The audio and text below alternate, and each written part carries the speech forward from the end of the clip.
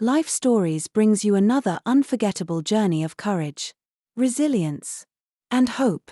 Today, we dive into the life of Emma Harris, a young woman whose path takes her from a quiet small-town life to the shadows of a grand but ominous mansion. Faced with impossible choices, Emma must confront secrets, betrayal, and her own strength as she fights for freedom and justice. This is a story of survival and transformation, where every step forward is a testament to the power of determination. Subscribe to Life Stories to begin today's tale of bravery and hope. Let's get started. The sun dipped low over the quiet expanse of a small Ohio town, painting the sky in warm shades of orange and purple. At the end of a dusty dirt road stood the Harris family home, a modest structure with peeling paint and windows clouded by time. It was a house that had witnessed years of struggle and sacrifice, none more so than those faced by Emma Harris. At just 23, Emma carried burdens far beyond her years. Her tired eyes and calloused hands bore silent testimony to the hard work she undertook to keep her family afloat. Inside, Emma sat hunched over the kitchen table, a pile of overdue bills spread before her. The weight of her responsibilities seemed heavier with each passing day. From the next room came the persistent cough of her mother, Clara, a frail woman whose illness had become an ever-present backdrop to their lives. The sound tugged at Emma's heart like an old, familiar ache. "Emma," her mother called weakly, "could you bring me some water?" Emma immediately rose, filling a glass from the tap. She hurried to her mother's bedside, the worry etched on her face easing momentarily when Clara offered a faint smile. "You need to rest, Mom," Emma said softly, though the words felt hollow. "I'll figure everything out." Clara reached for her daughter's hand, her grip weak but filled with affection. "You already do so much, dear. I just wish I could help." Before Emma could respond, the rumble of an approaching car interrupted their moment.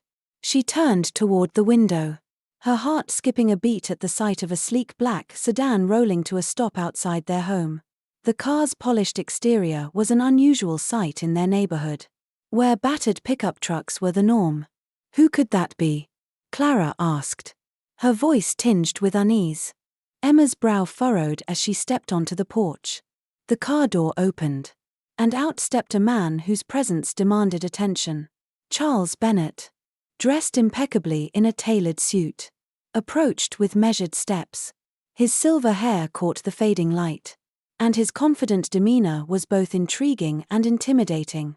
"Miss Harris," Charles began, his deep voice calm and commanding.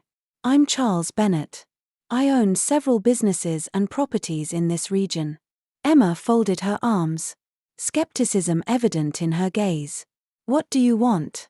"I've been made aware of your family's situation," he replied, "and I have a proposal for you." Emma's unease deepened. "A proposal?" Charles nodded, his expression steady. "I'd like you to marry me." For a moment, Emma thought she had misheard him. She blinked, confusion giving way to disbelief. "Excuse me, you're serious?" "Dead serious," Charles said, his tone unyielding.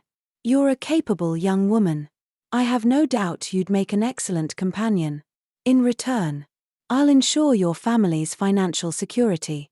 Your mother will receive the best medical care available, and your brother's education will be fully funded.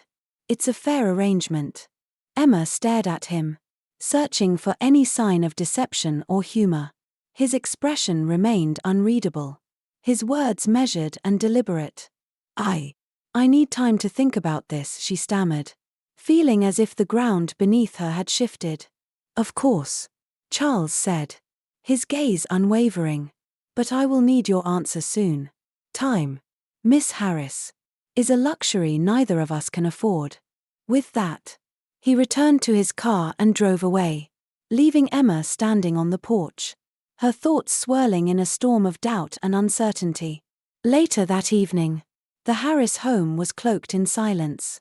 Save for the faint hum of the kitchen lamp, Emma sat alone, her head resting in her hands as she tried to make sense of the impossible choice before her. Her mother's frail voice broke the quiet. "Emma." Clara called from the doorway, leaning against the frame for support. What did he want? Emma hesitated, then relayed the details of Charles's proposal. Clara's eyes widened in shock, her expression a mix of disbelief and dismay. "That's absurd," Clara exclaimed, though her voice soon weakened into a fit of coughing. Emma rushed to her side, guiding her to a chair. "Mama, listen," she pleaded, her voice trembling. "If I do this, you'll get the care you need. Danny won't have to drop out of college. Maybe this is our only chance." Tears welled in Clara's eyes as she gripped Emma's hands. "I don't want you to sacrifice your life for us. Emma, you deserve to find someone you love, to be happy." Emma shook her head, bitterness creeping into her tone. "I'm not happy now, Mama. At least this way, I can help. Isn't that worth it?" Clara didn't respond, her face etched with anguish. Emma's words hung heavy in the air, an unspoken acknowledgement of the desperation they both felt.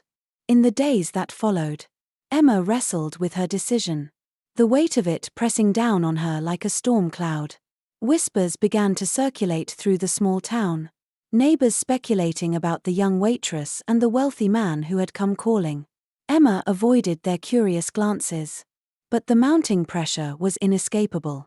Every cough from her mother and every overdue bill on the kitchen table reminded her of what was at stake. When the morning of her decision arrived, Emma stood before the cracked mirror in her room, her reflection staring back with wide, fearful eyes. "Am I making the biggest mistake of my life?" she whispered to herself, the question lingering in the still air. The sound of Danny's soft knock on her door broke the silence. Her younger brother, dressed in a borrowed suit that hung loosely on his lanky frame, stood with a somber expression. "Emma," he said, his voice breaking slightly, "it's time." Taking a deep breath, Emma forced a smile and nodded. She stepped out of the room, her heart heavy with uncertainty as she walked toward a future she could neither predict nor control. Emma's first impression of the Bennett estate was one of awe mixed with unease. The sprawling mansion stood atop a secluded hill in upstate New York, its towering silhouette outlined against a gray, overcast sky. The long driveway, lined with manicured hedges, led to a grand structure that was equal parts magnificent and intimidating.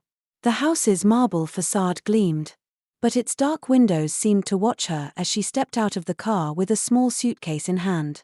This was her new home. Inside, the foyer was as cold as the exterior. High ceilings adorned with intricate crystal chandeliers loomed above polished marble floors. Everything about the space screamed wealth. Yet Emma couldn't shake the feeling that the house lacked warmth and life. It wasn't the kind of home that welcomed, it was the kind that loomed. Mary, the housekeeper, greeted her with a forced smile, a woman in her late 60s with sharp eyes that seemed to notice everything. Mary gestured for Emma to follow. "This will be your room, Mrs. Bennett," she said, opening the door to a modestly furnished bedroom on the second floor. Though well appointed, it was plain compared to the rest of the house. "Thank you, Mary," Emma replied, forcing a smile of her own. "And please, just call me Emma." Mary nodded tightly before turning to leave. As she reached the door, she hesitated and glanced back.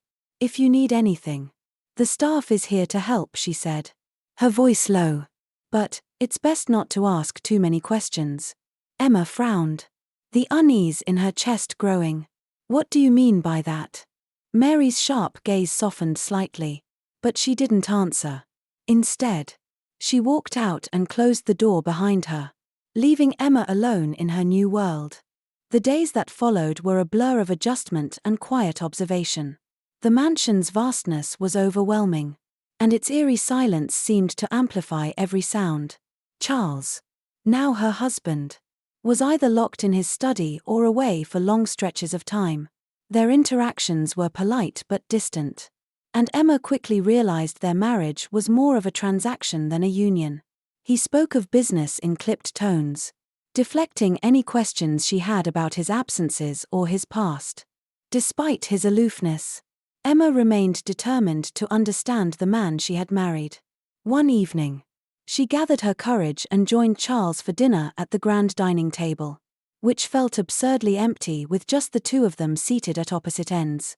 "Do you always eat alone?" Emma asked, her voice breaking the heavy silence. Charles didn't look up from his plate. "Mostly," he replied. "I have a lot of work to attend to." "And what kind of work keeps you out so late?" she pressed gently.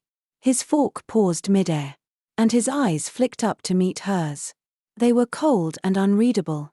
"Business," he said curtly before returning to his meal.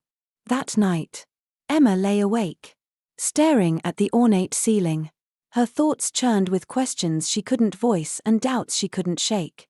The house, with its locked doors and unexplored corners, seemed to hold secrets, and she felt increasingly like an intruder rather than a wife. One day, while wandering through the west wing of the mansion, Emma came across a door unlike any other. It was heavily reinforced, with a brass handle and no visible keyhole. She felt a chill as she approached, the air around it seeming heavier. Just as her hand reached for the handle, Mary's voice startled her. "I wouldn't do that if I were you," the housekeeper said, her tone firm. Emma turned quickly, her heart racing. "Why is this door locked?" "It's the master's orders," Mary replied, her expression grave. "You'd best leave it alone." "What's inside?" Emma pressed. "That's not for you to know," Mary said flatly. "Let it be." That evening, the sense of unease that had been simmering since her arrival boiled over. Emma couldn't shake the feeling that the mansion held secrets Charles had no intention of sharing. She decided she needed answers, even if it meant risking her fragile peace. Late that night, as she lay in bed, she heard the low hum of a car engine outside her window. Peeking out, she saw Charles stepping into a black sedan. Beside him stood a tall man in a trench coat, their hushed conversation too far away to hear. Emma couldn't look away as Charles's voice carried faintly through the night. "Make sure she doesn't find out," he said, his tone sharp and commanding. Emma's breath caught in her throat. Was he talking about her? And if so, what was he hiding? The days after witnessing Charles's late-night conversation were marked by growing paranoia for Emma. She couldn't shake the feeling that the mansion's opulence masked something sinister. The cryptic warnings from Mary, the locked door in the west wing, and Charles's evasive behavior gnawed at her, fueling her determination to uncover the truth. One afternoon, as she wandered through the house under the pretense of getting acquainted with her new home, Emma found herself once again standing before the locked door. The brass handle gleamed dully in the dim light of the hallway, and despite Mary's warning, Emma felt compelled to investigate. To her surprise, the door was slightly ajar, as if beckoning her. Steeling herself, Emma pushed the door open. The room beyond was dimly lit by a dusty chandelier, its light casting eerie shadows across the space. Shelves lined the walls, filled with old books, documents, and framed photographs. In the center of the room stood a large mahogany desk, a stack of yellowed papers sitting neatly on its surface. Emma's heart raced as she stepped inside, her curiosity tempered by a sense of foreboding. She picked up a photograph from the desk. It showed Charles standing beside a radiant young woman, his arm around her shoulder in what should have been a gesture of affection. But the stiffness in his posture and the woman's uneasy smile told another story. Flipping the photo over, Emma read the inscription, "Charles and Grace, 1998. Her hands trembled as she set it down and reached for another photograph. Then another. Each one depicted Charles with a different young woman. The dates spanned decades, and the names on the back were always different. Beside the photographs were legal documents, marriage certificates, prenuptial agreements, and death certificates. The causes of death varied: accidents, sudden illnesses, disappearances. But the pattern was clear, and the weight of realization settled over Emma like a crushing wave. "What is this?" she whispered to herself, her voice trembling. Her eyes fell on a leather-bound journal resting at the edge of the desk. Flipping it open, she found pages filled with Charles's meticulous handwriting. The entries began innocuously, detailing his relationships with the women in the photographs. But as Emma read further, the tone shifted, growing darker with each entry. He described isolating his wives, controlling them, and ultimately discarding them. One line stopped Emma cold: "They always think they can leave. They don't realize they're mine until it's too late." A sudden noise outside the door made her jump. Panicking, Emma quickly slipped the journal into her bag and scanned the room for a place to hide. But before she could move, the door swung open, and there stood Charles, his face a mask of cold fury. "What are you doing in here?" he demanded, his voice low and menacing. Emma clutched her bag tightly, struggling to steady her voice. I got lost. I didn't mean to intrude." Charles stepped inside, closing the door behind him. His eyes bore into hers, unblinking. "This room is off limits," he said, his tone like ice. "I made that very clear." Emma swallowed hard, her mind racing. "I was just curious," she stammered. "There are so many locked doors." "Why?" "You don't need to understand," Charles snapped. "You only need to follow the rules." Summoning all her courage, Emma met his gaze. "What happened to them?" "Charles, your previous wives, where are they? Why is there no trace of them after they married you?" For a moment, something flickered in Charles's expression, as if he were on the verge of an explanation. But just as quickly, his cold mask returned. "That's none of your concern. Drop this, Emma. For your own good." Emma's heart pounded in her chest as she realized the depth of the danger she was in. Charles wasn't just a man with secrets, he was a predator.